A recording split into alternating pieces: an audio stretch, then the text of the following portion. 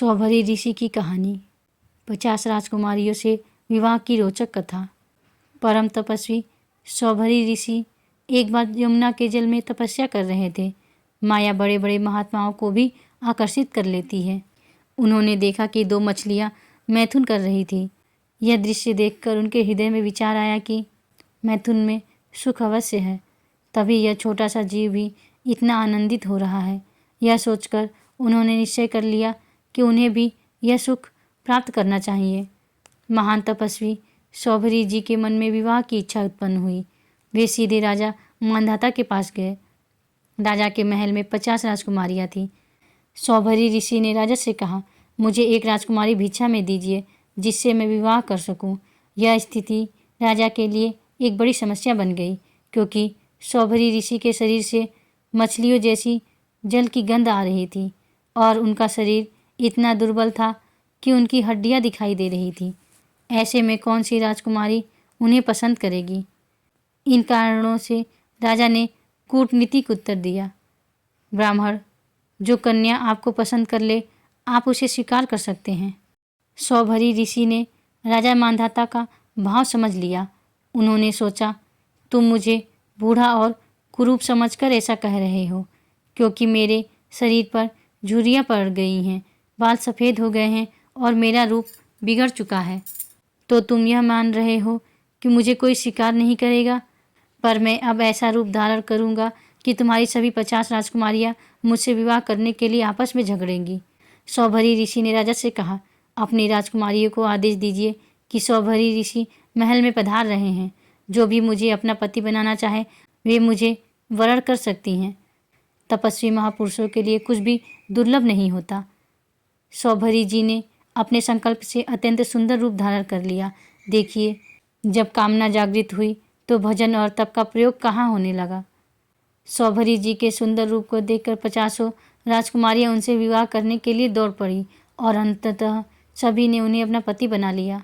वे 50 कन्याएं इतने सामर्थ्यशाली महात्मा को अपने पति के रूप में पाकर अत्यंत सुखी हो गई, लेकिन जल्द ही वे एक दूसरे से कलह करने लगी और कहने लगी, यह तुम्हारे योग्य नहीं बल्कि मेरे योग्य है। इस स्थिति को देखकर सौभरी जी ने कहा, झगड़ो मत, मैं तुम सबके योग्य हूँ। अपनी तपस्या के प्रभाव से उन्होंने नई सृष्टि की रचना की। यमुना किनारे उन्होंने कई महल, उपवन और नगरों का निर्माण कर दिया। सुगंधित पुष्पों के बगीचे, कमलों से भरे सरोवर और सुंदर सुंदर स्थानों के साथ महलों में बहुमूल्य शैय्याएँ, आसन, वस्त्र, आभूषण, दास दासियाँ, यह सब उन्होंने अपनी तपस्या से प्रकट कर दिया। अब सौभरी जी के पास एक राजा के समान वैभव था। जब सौभरी जी 50 राजकुमारियों से विवाह करके अपने नए जीवन की ओर बढ़े तो राजा मांधाता के मन में यह चिंता थी कि इतने बड़े परिवार के लिए ऋषि भोजन और अन्य आवश्यकताओं की व्यवस्था कैसे करेंगे। इस पर सौभरी जी ने राजा से कहा, कल यमुना किनारे आकर देख लेना। अगले दिन जब 7 द्वीपों वाले इस विश्व के राजा मांधाता यमुना किनारे पहुँचे तो सौभरी जी का अद्भुत वैभव देखकर आश्चर्यचकित रह गए। उनके पास ऐसी भोग सामग्री थी जो स्वयं राजा मांधाता के पास भी नहीं थी। यह सब सौभरी जी की तपस्या के बल से संभव हुआ था। सौभरी जी गृहस्थ जीवन के सुखों में रम गए और अपने इंद्रियों से विषयों का भरपूर सेवन करने लगे। लेकिन विषयों का सेवन करने से कामना की तृप्ति कभी नहीं होती। जैसे घी की कुछ बूंदें आग की लपटों को और भी भड़काती हैं, उसी प्रकार उनका भोगों का असंतोष बढ़ने लगा। 50 राजकुमारियों और इतना वैभव संपन्न जीवन जीने के बाद भी वे तृप्त नहीं हो सके। सौभरी जी एक दिन यमुना तट पर बैठे और गहरे चिंतन में डूब गए।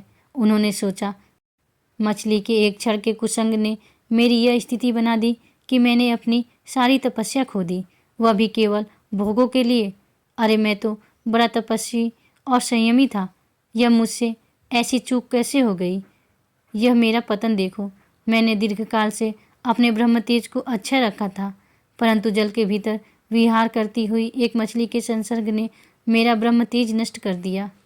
सौभरी जी कहते हैं, मैं पहले एकांत में अकेला तपस्या में लीन था, लेकिन मछली की मैथुन क्रीड़ा देखने के बाद मेरी तपस्या भंग हो गई।